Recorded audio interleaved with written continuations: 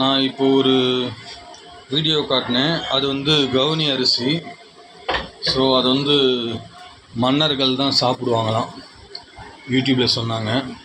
ஒரு கிலோ வந்து 300 கிட்ட ஆகுது. ஸோ கவுனி அரிசி கஞ்சி நான் இன்றைக்கி டிஃபனாக சாப்பிட்டேன்.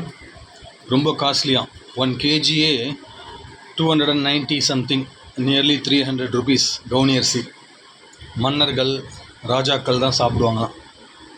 கடவுளுக்கு நான் நன்றி சொல்லிக்கிறேன்.